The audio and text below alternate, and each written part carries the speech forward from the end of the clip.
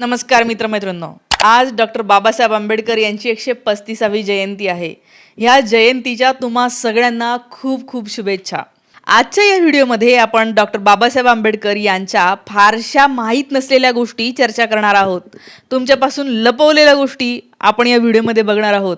या व्हिडिओमध्ये तुम्हाला कळेल की बाबासाहेबांचं पाकिस्तानविषयी काय मत होतं, बाबासाहेबांनी ब्राह्मण वर्गातल्या महिलांसाठी काही केलेलं आहे का, मराठा वर्गातल्या महिलांसाठी काय केलेलं आहे का, कामगारांसाठी काय केलं, शेतीसाठी काय केलं, धरणासाठी काय केलं, RBIसाठी, पैशासाठी, या सगळ्या गोष्टीसाठी बाबासाहेबांनी काय काय करून ठेवलेलं आहे समजून घेऊया.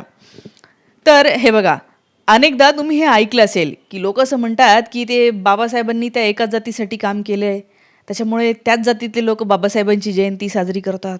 तुम्ही कसं काय साजरी करता असं जर कोणी तुम्हाला विचारलं तर त्यांना या सगळ्या गोष्टी तुम्ही नक्की सांगा. तुमच्या घरामधली कुठलीही मुलगी जर शाळेमध्ये जात असेल, कॉलेजमध्ये जात असेल, ती डिवोर्स घेऊ शकत असेल, नवरा खराब निघाला, भांडण करतोय, तर वेगळं होऊन सन्मानाने जगू शकत असेल, तर हे सगळं ती करू शकते. याचं कारण बाबासाहेब आंबेडकर यांनी आणलेलं हिंदू कोड बिल.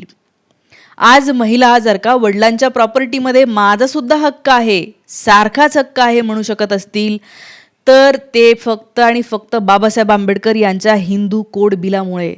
तो माहीत असेल की 1951 साली भारत स्वतंत्र झालेला होता.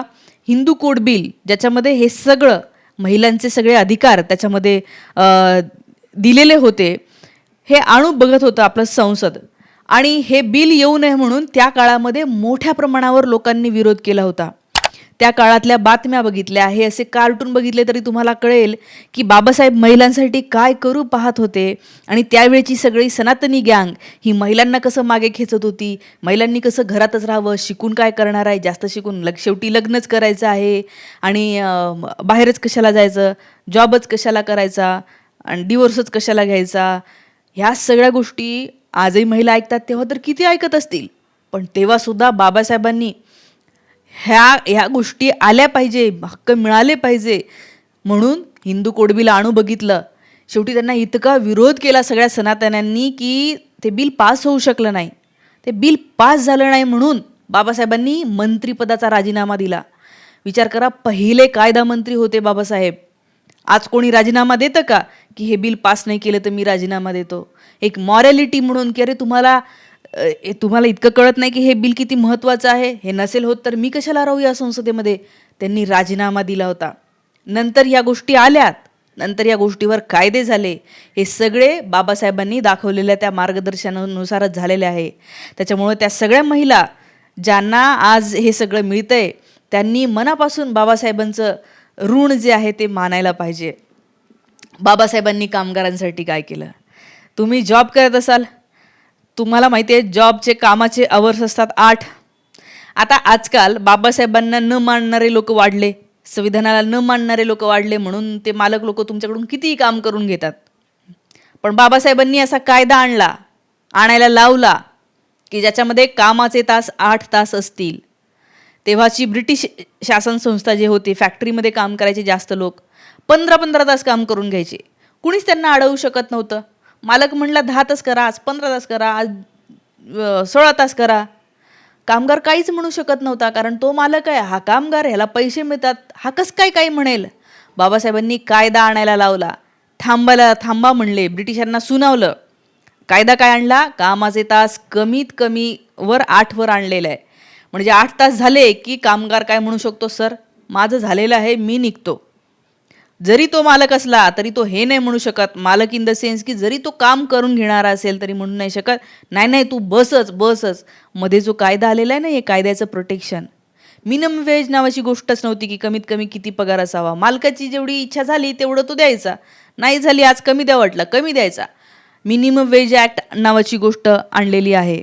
त्याच्यानंतर काम करणाऱ्या लोकांसाठी फॅक्टरीमध्ये अनेकदा मशीनमध्ये लोक काहीतरी व्हायचं, इंजुरी व्हायची, अडकायचे आणि फॅक्टरीवाला दवाखान्याचे सुद्धा पैसे देत नव्हता.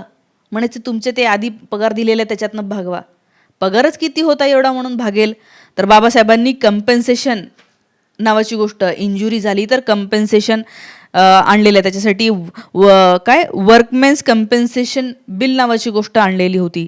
त्याच्यानंतर महिला जर का प्रेग्नंट असेल तर काय करायचे एम्प्लॉईज, त्यांना असं वाटायचं की अरे एम्प्लॉयर जो आहे त्याला वाटायचं की महिलांना ते जास्त कामच द्यायचे नाही, कारण त्यांना वाटायचं हिचं लग्न झालं की ही प्रेग्नंट होईल, परत 7-8 महिने येणार नाही, सुट्ट्याच मागेल. मग काय करायचे, महिलांना रोजगारच द्यायचे नाही. नाही नाही नको, त्या बायकांचं खूप हे असतं वगैरे, ते नाही का टिपिकल लोक जे बडबड करतात फालतूची, असं बोलायचे. पण महिला हा या लोकसंख्येचा अर्धा भाग आहे. अरे त्या जन्म देत आहेत म्हणून आपण सगळे जगत आहोत. त्याच्यामुळे ह्या सगळ्याची कॉस्ट काय फक्त महिलेचंच नुकसान नाही आहे, याचं नुकसान सगळ्यांनी बिअर केलं पाहिजे ना. ती आई होते आहे, ती काहीतरी तुम्हाला देते आहे, या समाजाला देते आहे. तर बाबासाहेबांनी महिलांसाठी मॅटर्निटी लिव्ह नावाची गोष्ट द्यायला लावली, प्रसूती रजेची गोष्ट आणली आणि त्याच्यावर नंतर कायदे झाले. नंतर आता ते कायदे अजून स्ट्रॉंग झाले. आता तुम्हाला सरकारी कायदे असे आहेत की तुम्हाला पेमेंटसुद्धा मिळतं त्या काळामध्ये. तर ह्याची सुरुवात केव्हा झाली, जेव्हा या गोष्टींची कुणालाच काही घेणं देणं नव्हतं. हे जे सगळे मोठे मोठे लोक होते त्यांना असं वाटायचं की हे काय महत्त्वाचं आहे, कामगारांना इंजुरी झाली ह्याच्यासाठी काय कायदे आणायचे असतात. कोणाचं लक्षच नव्हतं ह्याच्याकडे. तेव्हा ज्या गोष्टींकडे कोणाचंच लक्ष नाही आहे त्याच्याकडे बाबासाहेबांनी लक्ष दिलं आणि ते आणावं म्हणून प्रयत्न केले. आता मला सांगा, तुम्ही वेळेत घरी जाता, तुम्हाला मॅटर्निटी लिव्ह मिळते, तुम्हाला वेज किती असावं हे ठरतं. ह्याच्यासाठी म्हणून बाबासाहेबांचं ऋण आपण मानायला पाहिजे की नाही. तर हे असं. त्याच्यानंतर बाबासाहेबांनी RBI नावाची गोष्ट तुम्हाला माहिती आहे. RBI हे बाबासाहेबांच्या प्रॉब्लेम ऑफ रुपी नावाच्या थेसिसमधूनच जन्माला आलेलं अपत्य आहे. काही काही लोकांना तुम्ही ऐकलं असेल की ते म्हणे आझादीच्या आंदोलनामध्ये कुठे होते बाबासाहेब. अरे बाबा, त्या काळामध्ये बाबासाहेब आंबेडकर शिक्षण घेत होते. 32 डिग्र्या घेतलेला माणूस आहे तो. त्या काळामध्ये एवढं शिक्षण कोणीच घेतलेलं नव्हतं. भारतामध्ये कोणीच नव्हतं एवढं शिक्षण घेणारं. सगळ्या लंडन युनिव्हर्सिटी, तिकडे सगळ्या युनिव्हर्सिटी 32 डिग्र्या सोपं नाही आहे.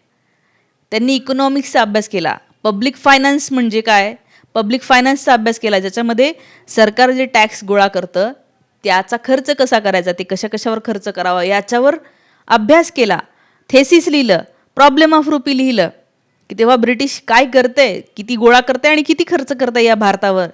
एवढ्या कडक शब्दामध्ये बाबासाहेबांनी लिहिलं होतं की त्यांचं थेसिस ॲक्सेप्ट केलं नाही. ते ब्रिटिश जे त्यांचे गाईड होते ते म्हटले की तुम्ही खूपच हार्श शब्द वापरले, थोडीशी भाषा मवळ करा, त्याशिवाय तुमची PhD नाही पूर्ण होणार. म्हणजे बघा, एवढ्या भयंकर शब्दामध्ये त्यांनी त्या इंग्रजांना सुनावलेलं होतं. आणि लोक म्हणतात की त्यांनी इंग्रजांना काय सुनावलं, त्यावेळेला ते शिक्षण घेत होते. ठीक आहे. आणि हे सगळं आपल्या अभ्यासातनं, आपल्या रिपोर्ट्समधनं, आपल्या पेपरमधल्या लेखांमधून ते हे मांडण्याचा प्रयत्न जे आहे ते करत होते. आणि दुसरीकडे त्यांच्याकडे खूप मोठं आव्हान होतं, ते म्हणजे एक समाज की ज्या समाजामधून ते येत होते तो समाज हजारो वर्ष मागे ठेवला गेलेला होता. त्यांना वर आणणं, त्यांच्या शिक्षणाची सोय करणं, काय करता येईल हे बघणं, ह्याच्यासाठी ते काम करत होते. 27ला मनुस्मृती जाळली, 14 तळ्यावर सगळ्यांना पाणी पिता यावं म्हणून आंदोलन केलं. तुम्हाला माहिती असेल बाबासाहेबांनी 2 कॉलेज काढले, एक सिद्धार्थ कॉलेज आणि मिलिंद कॉलेज काढलं. हे दोन्ही कॉलेज कशासाठी काढले त्यांनी, इंग्रजांनी तेव्हा कॉलेजेस काढले होते, बाकीचे सगळे काही वरच्या वर्णातली लोक कॉलेजेस काढण्यात होती, पण बाबासाहेबांनी पण कॉलेज काढलं की मुलांना शिकता यावं. आणि खास करून ग्रामीण भागातले दलित विद्यार्थी, ज्यांना की या मोठ्या मोठ्या कॉलेजेसमध्ये अनेकदा डिस्क्रिमिनेशन फेस करावं लागायचं. या बाबासाहेबांच्या पुस्तकामध्ये मी आजच वाचलं, मी अनेक गोष्टी वाचत आहे. खंड 19 ते म्हणतात की प्यायचं पाण्याचा जो ग्लास असतो तो सवर्णांसाठी पितळीचा असायचा आणि बाकीच्यांसाठी, दलितांसाठी टिनाचा असायचा. इतकं डिस्क्रिमिनेशन शाळेमध्ये. तुम्ही मला सांगा किती ह्युमिलिएट वाटत असेल त्या विद्यार्थ्यांना, की अभ्यास होत असेल का, आपल्याला थोडा इन्सल्ट झाला तरी दिवसभर करमत नाही. असं रोज पदोपदी जर इन्सल्ट होत असेल तर ते मुलं शिकू शकणार आहे, अभ्यास करू शकणार आहे, किती काय असेल त्यांचा तो हे. तर अशा याच्यात बाबासाहेबांनी हे काढलं. बाबासाहेबांचा खूप मोठा बंगला मुंबईमधला, तो बंगला त्याचा अर्धा भाग त्यांनी ग्रामीण भागामधून येणाऱ्या दलित विद्यार्थ्यांसाठी वसतिगृह म्हणून ठेवला. तिथे मुलांना ते राहण्या खाण्याची सोय करत होते की तुम्ही इथे राहा, खा आणि पण शिक्षण घ्या. ह्या गोष्टी त्यांनी केल्या. 2500 पुस्तकांची त्यांची लायब्ररी हे त्यांनी या सिद्धार्थ कॉलेजला दान दिलेली आहे. या गोष्टी आपल्याला कोणीच सांगितल्या नाही.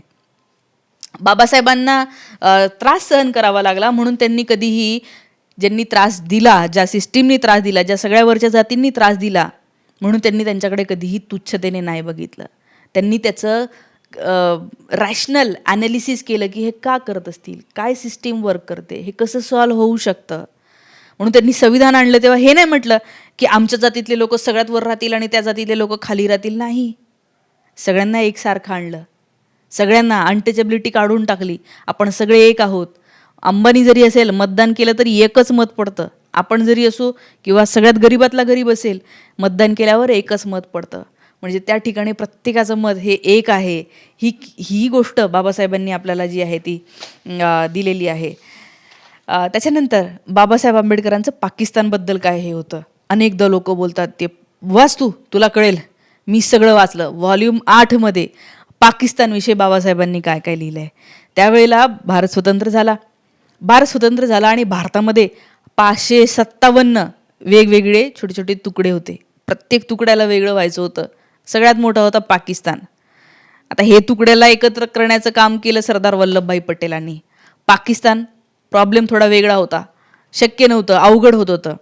मग काय दिसत होतं की ते वेगळं होऊ शकतं. मग बाबासाहेबांनी खूप मोठं थॉट्स ऑन पाकिस्तान म्हणून लिहिलं आणि त्यांनी काही सुझाव दिले. त्यांनी सांगितलं की ठीक आहे, समजा पाकिस्तानला वेगळं व्हायचं असेल तरी पण त्या ठिकाणी सार्वमत घ्यावं.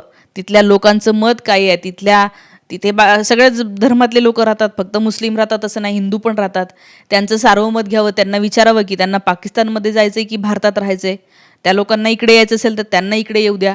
इकडच्या पण मुस्लिमांना विचारा की इथे राहू शकता की पाकिस्तानमध्ये जायचं.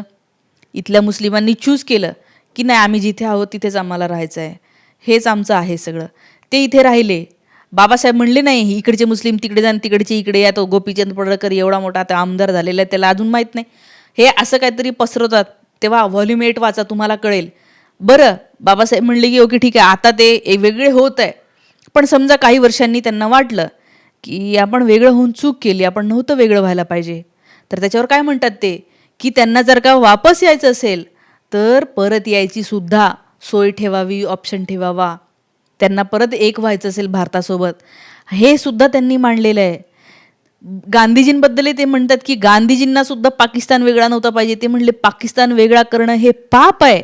हे बाबासाहेबांनी लिहून ठेवले. ते जेव्हा गांधीकडे भेटायला गेले होते तेव्हा. नंबर 140 व्हॉल्यूम 8 तुम्ही नक्की बघा. तर या गोष्टी आहेत की ज्या बाबासाहेब आंबेडकर यांच्याविषयी सगळ्यात विद्वान व्यक्ती, सगळ्यात रॅशनल व्यक्ती, ऑर्गॅनिक थिंकर, कारण सगळ्यांचा विचार केला, शेतीचा विचार केला. दामोदर व्हॅली प्रोजेक्ट सगळ्यात मोठा जो डॅम तिथे उभा राहिलेला आहे त्याच्यामध्ये ते सल्लागार होते. तिथे त्यांनी सल्ला दिलेला आहे.